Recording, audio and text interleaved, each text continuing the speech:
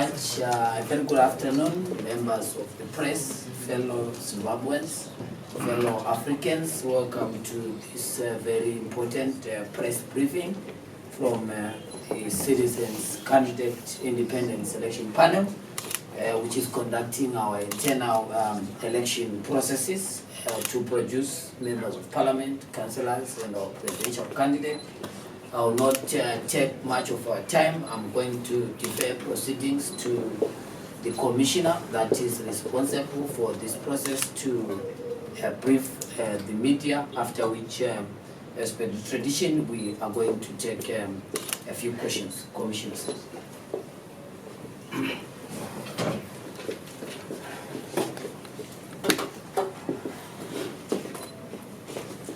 Right, so good afternoon, members of the press. We once again meet to give you, the press and the citizens of Zimbabwe, an update on the CISP candidate selection process. This is in fulfillment of the mandate of the Citizens Candidates Independent Selection Panel. It is our greatest assurance and endeavor to deliver candidates that are a product of free, fair, credible, and transparent process. We remain guided by the values, principles, and objectives of CCC candidate selection regulations and procedures. As highlighted at our first press briefing, the CC candidate selection process comprises of 4 key milestones. That is, candidate nomination, candidates vetting, candidates caucuses, declaration of successful candidates. The panel is committed to updating the press and the citizens on the candidate selection outcomes at all stages of the process, and in this case, the focus is on candidates nomination.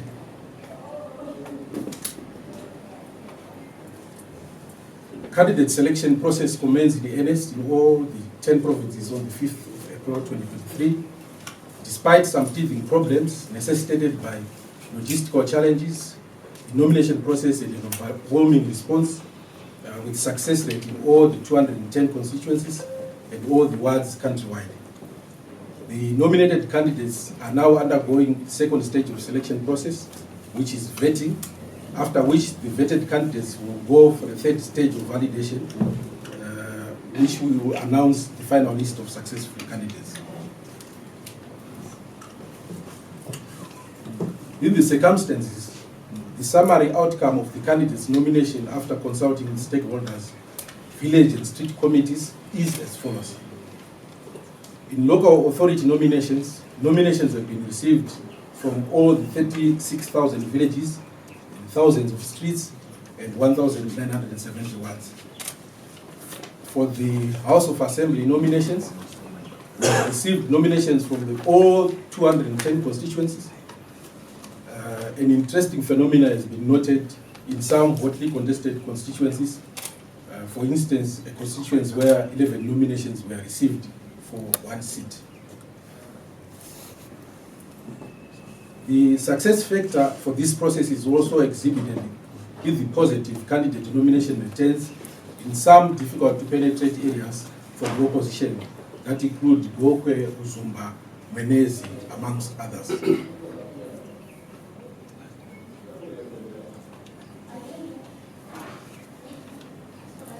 Then, for the big one, the presidential nomination, Mr. Chamisa Nelson has been nominated as the presidential candidate by all streets and villages whose returns are in our possession. For the women and youth nominations, although CISP is yet to finalize its tally, indications are that an unprecedented number of women have been nominated. A significant number of women is also emerging in both the first past the post and proportional representation nomination. The youth factor is another exciting and emerging aspect of the nomination process outcome, which is a positive in ensuring intergenerational synergies within CC. Now, coming to the vetting. So, the credentials and track record checklist for candidate selection. The vetting and security checklist will look into the following. Firstly, qualifications that is in compliance with the relevant statutes of Zimbabwe, the Constitution, the Electoral Act, CCC Candidate Selection Procedures Manual, community standing and track record, performance in communities, political history and record, capacity and capability and competence, security, integrity, ethics, loyalty and service record. Then we move on to the caucuses. A date has been set for the caucuses that will happen all over the country, for which we shall announce the name of successful candidates. In conclusion, as we embark on the vetting stage of candidate selection, it is prudent to assure citizens that all nominated candidates will receive fair and equal opportunities during the process. I thank you. Any questions?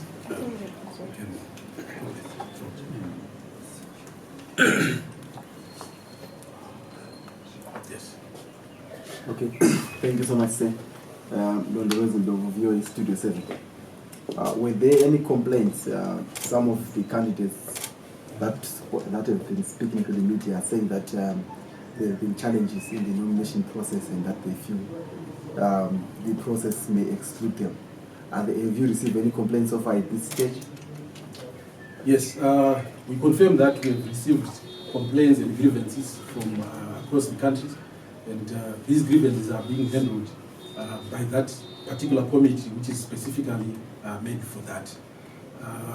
We also have a few issues here in Harare where we are still just concluding those processes, but it's just a few ones.